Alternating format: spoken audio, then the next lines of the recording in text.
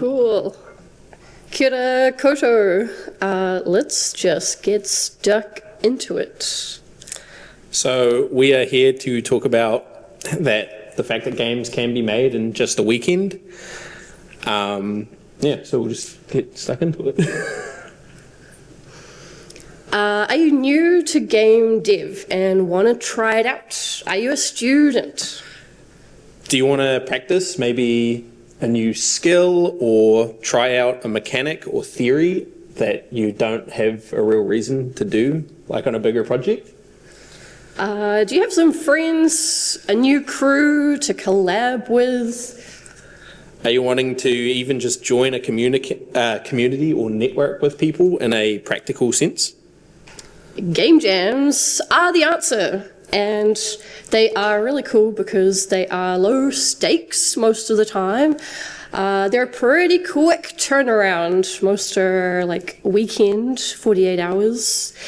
Exercise your skills. Actually work that muscle for whatever skill you're wanting to. And honestly, take a break from whatever the heck you're working on at the moment to fall back in love with making games, because that's why we're all here, to make games. Has anyone done a game jam before? Yay! Cool. Next. Cool. Where are we? So, just to introduce ourselves, I'm Chris and this is Ruby, and these are some of the games that we have made over the years. So our first game jam was in 2021, and we've made around at least one a year since then. And yeah, we tutor down at SIT in Invercargill. It's further south than Dunedin. And we use the amazing facility there. We organize the game jams. Students participate, and it's chill. It's cool. So, a weekend's not like the biggest commitment to make a whole game, I think, personally. So we've had small two-person teams all the way up to like teams of 6 or so, which I think is like a pretty good size because it gives people an opportunity to, like, there's never a dull moment. Like, there's always something to do, and if you put your hand up for something, there's just anything can be done.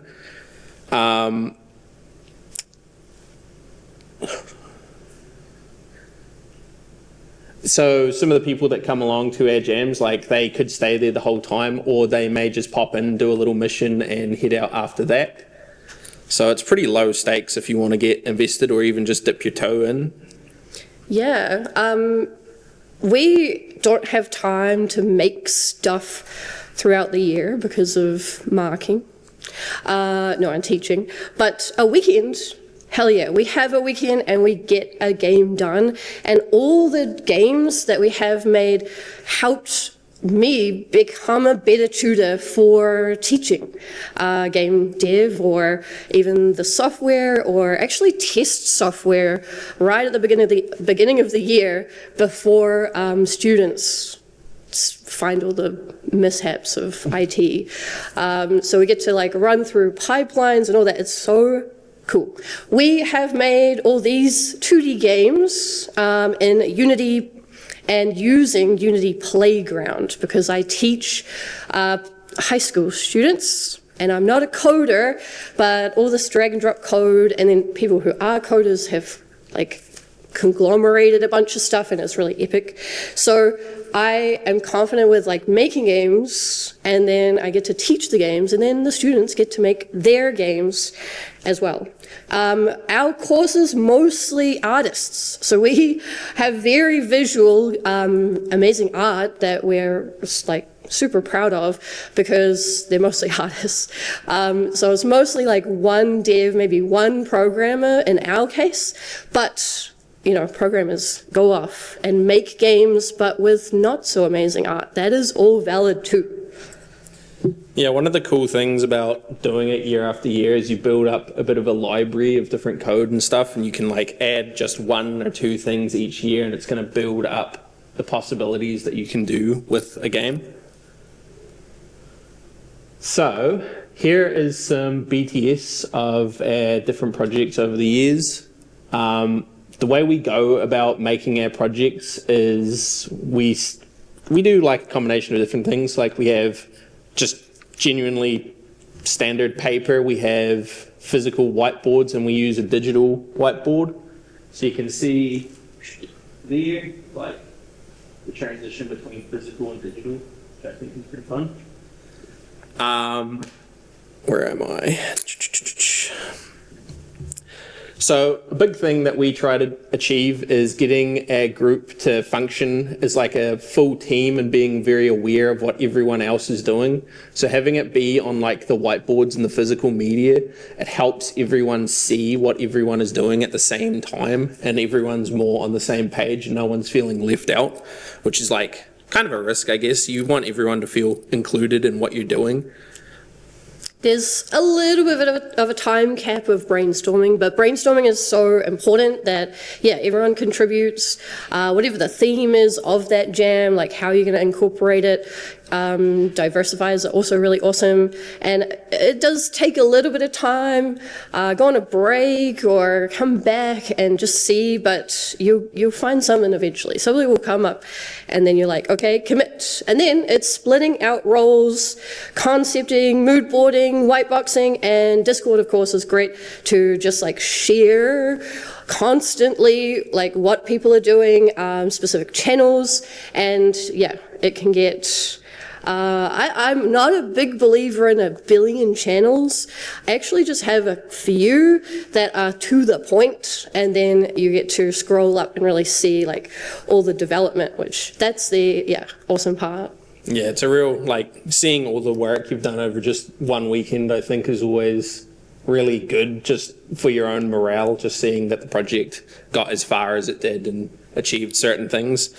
Something I like to keep in mind with like these 48-hour type challenges is that it is just 2 days, and no one, I think everyone gets scared of like, oh, we have to make the perfect thing and it's got to be just so.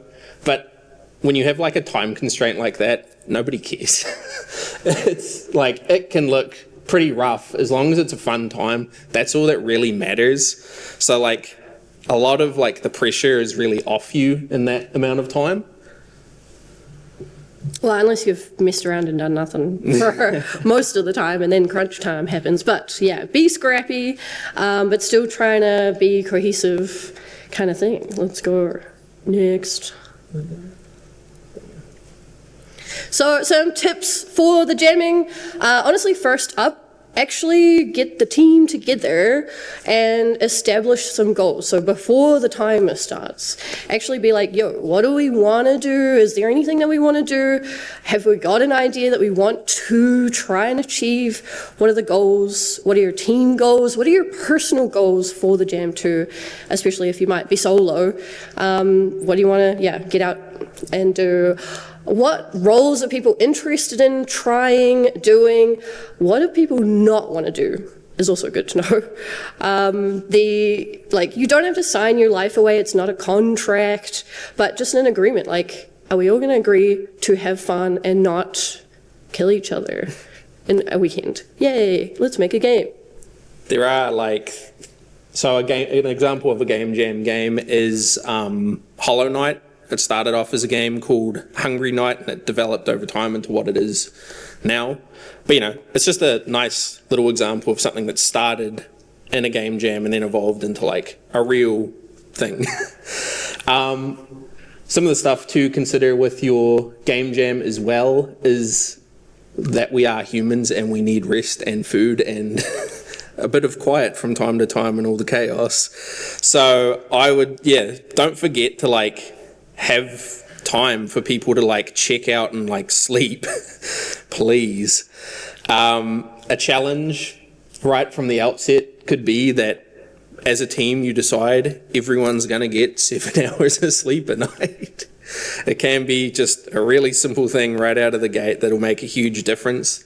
A lot of the time people will go in with like massive expectations. They try to do all this stuff and people just burn the whole time, like a candle, and there's just nothing left at the end, and it's just it can be pretty rough and mentally taxing. Yeah, the recovery time is something to consider after a weekend of, like, if you really are going hard out. But it can be done with sleep. Like, I'm mentioning sleep. Please do sleep. Even just like a snooze. Go and grab, people have brought like sleeping bags. Go bring some sleeping stuff to your facility. Where you're doing it. Don't forget to have fun. That is also like a massive thing. Please don't be like, oh my God, we are going to be the next Hollow Knight. No, just have some fun. And yeah, delegate out those tasks, to-do lists, checklists, but be ready to do anything as well. Like maybe you are the artist who just wants to draw characters. Well, too bad. Those characters are already designed and done. We now need assets and props. Quick, toot sweet, please. But yeah, that kind of thing. But like, it's fun. You just try and get it done, follow through. You might need to adapt and compromise to get it feeling more finished towards the end, but it's all good. Not yet. Oh, my bad. Do try to make time for testing. At any stage in the process, testing is going to be helpful. Early on, we're trying to get our mechanics into the game so we know how it actually plays. So, yeah, having a couple trusted people come in and have a wee play and see what they think. Even if you're on a site and there's other people that maybe you don't even know that well, just bring them in, see if they would be willing to have a play. There may be things that you haven't thought of, or maybe things that you were aware of but didn't realize the scale of, how troublesome they might be. Yeah. Yeah, just literally whatever state the game is in near the end, put it somewhere. It's like years later you're going to be like, didn't I do a game jam? Where the heck is that? Oh, I didn't even put it up like online because I wasn't happy with the result. It doesn't matter. Just put it up line and prove that you did something. And I think that's the main thing. Like it's all good. It's chill. Whatever it's up there, it's valid and cool. Yeah, go next. Especially if you are looking for work, like it is a bit of a backlog of stuff, completed projects, that is really helpful to an employer to see that you have the follow through. You're exercising that muscle, yeah. So some techie things is obviously software and hardware. Do you have it? Does it have power? Do you have internet? And whatever software you are using, whoever is bringing in either their own stuff or you've got a facility that's providing things, all good, whatever. But yeah, just make sure it's there and it's going to function and test it out. But what I really, really recommend is a clear file and folder management system that you are going to know where is stuff supposed to go, what is it supposed to be named, what are you going to be looking for, is it through a network or is it through the one holy grail USB that's traveling around, but you just got to have something, establish it, and then keep comms up to keep it consistent through the weekend as well. Comms, IRL, online, check in if people just need to go have smoko, go have a snooze. Be respectful the whole time, just still be aware of your surroundings and vibes of people, but they might just need to take a walk around the block and come back. If anything is going wrong, just you've got to communicate. If you need any help for something, someone right there is going to be able to help you. And encouragement is also great. So we have here a list of different roles that have been pretty key for our projects, but depending on what your project is, not all of this may be necessary. You may choose to have, a silent game, hypothetically, and then at that point an audio designer is not going to be super necessary. But Depending on what your project is, you might have some kind of hybrid roles. So someone might be in charge of like a couple different things and they might morph into something a bit more unique, depending on what you want to do and what direction you're headed in with your project. Yeah, it's an opportunity for you guys to like try out something maybe you have a passing interest in, but you haven't had a real opportunity to have a go at. There may be something that, I don't know, it just appeals to you, or maybe you are an expert in something and you want to strengthen a different area. That is something you could have a go at as well. You don't even have to have experience with making games before. It's just an opportunity for you to come in and give it a go and find out how you feel about it, really. Literally. Yeah, sick. Cool. So yeah, what jams? We have only done a few that we can truly like vouch for down in the deep south, but I highly recommend Global Game Jam, you guys. Early in the year, usually like late January. Keep searching and seeing if your area of New Zealand has got a site, but you know, cool people out there will have sites being registered. Go and pop along physically, or even just be like, yo, is there an online way that we can do it? But the Global Game Jam is just so cool. It's so many people around the globe. They have great themes, they have great diversifiers, they have like sponsors of potential a little bit of competition, or it is casual. I want to also talk about Kiwi Jam is a little bit more local, you know, a closer casual, more actual right here community of New Zealand gamers, which is epic. So please do check out Kiwi Jam, the Game Jam Aotearoa. We haven't had one for a little while. Hopefully they're going to be coming back soon, and I want to shout the heck out the Power Up Game Jam for women, which is, I've grabbed their stuff because this is coming out real soon, October 24th, and actually even slightly longer than a weekend, which is epic. I'm hyped for that. And they have a little booth downstairs, so go and chat to them too. But yeah, just toe dip, get into it. New Zealand's actually really good at having a bunch of these like little weird game jam things. I remember a couple of years ago we had a look and we found one that was for specifically agriculture-based games, which I thought was so niche. The farming. Yeah. Cool. Yeah, next.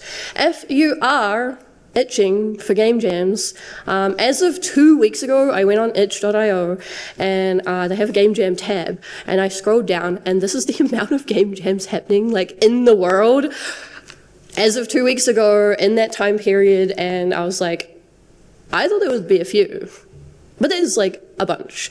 I have no idea, I can't vouch for any of them, but like, I don't know, you might just find the most niche of niche game jams that just actually might be your jam, so why not? Cool. So, If depending on where you are, you might find that there's not like a game jam really available to you like off the rip, so you might want to think about hosting your own. That's what we did in Invercargill, like whenever we started, 2021 or whatever, and we've hosted one ever since, and we've had like great numbers come, like lots of different people. Heaps of individuals are really curious to give it a go, which is really nice to see, and it just sort of builds up like that network of people, which is, that's great. Like it's just more people for you to communicate with and get, you know, just people of the same interest together talking about that interest. Another example is Otago Polytech. They have students who have hosted game jams specifically for high school age people, and they run, I don't know how many teams they run, but there's like a bunch of different teams from the local high schools. They all sign up and the Polytech students just manage the site, which is really cool. So yeah, obviously you could have a go too. Yeah, I mean, when hosting, so these are the main things to just like be aware of when actually hosting. So do you have a venue? Do you then have the facilities? do you have the security? Have you kind of outlined when can people come into the venue? When do they need to be kicked the heck out? Or do you have it 24 hours and you open that can of worms, which you don't have to. You definitely don't have to. The snacks, water, toilets, of course. And then you, if you are the host, if you are hosting, just go in and be the checking in on teams, monitoring the whole time, if just in case there's any behavior, which, you know, we should establish at the start. The goals are, let's not be, rude, basically, if you're coming along and just want to jam. Checking out as well, like just checking as people are like, yeah, leaving, did they have a good time? And then, of course, like just a little bit of advertisements, a little bit of the agreements of, yeah, as mentioned, like let's establish we're all here to have a fun time because, yeah, having fun is fun. And you can quote me on that. And it's not too bad because we have organised the game jams as well as participating in them with our little team. So it's super possible. We haven't had crazy numbers. Like we're not in a city. We are in a small town in Chicago. And usually it's like mostly our students. But, you know, maybe after a couple of jams, a couple of times, it could get bigger. But if you're like, just pop your hand up for some of the local ones to volunteer and see what it's like. But really, that is just next slide. Get stuck in the jam. And I'd love to answer any questions. Oh, after you do, give a little clap. But yeah. If anyone is interested in playing our games, we have some business cards that you guys can have that have a QR code to the itch that I can hand out after if you're interested. Yeah, we have some business cards. Also just like that more information about the Power Up. But yeah, any questions?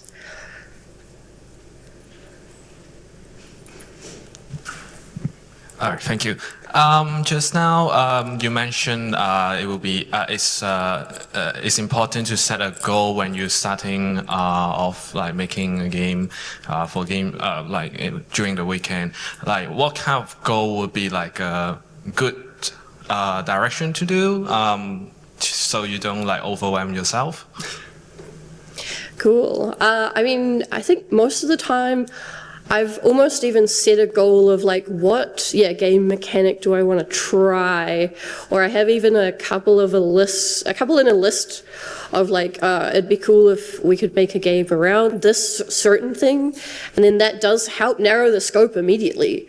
Is like, hey, let's choose one main mechanic. Let's keep that game loop, not too crazy. And you guys can kind of decide it as a team.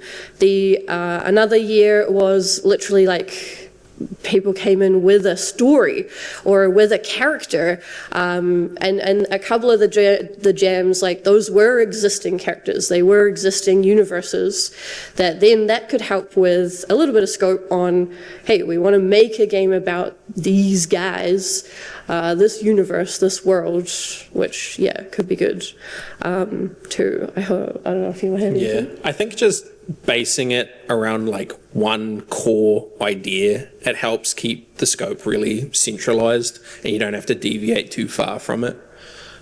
Like you can pretty it up as much as you want, but as long as you've got like that one core, you're not going to add like 7 more things on top of it to make, the AAA title. But see how you go, because there's always the wish listing of like, cool to have. One year, a guy, he just made the intro cutscene, just like, he was doing it, he got it done, and that was because like he was passionate about the story and the game that we were making. He had that like downtime off making all the assets, and he just did it, and we were like, oh, okay. Hell yeah.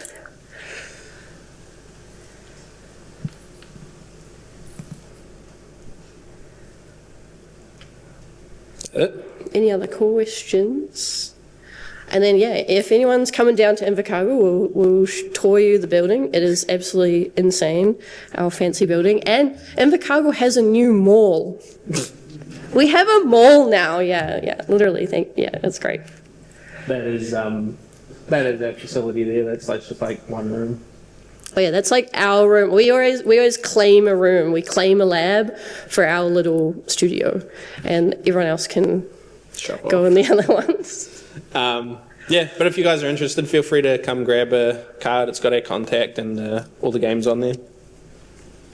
And yeah, thank you so much. The GDC has been amazing and well worth the 2 plane rides to get here.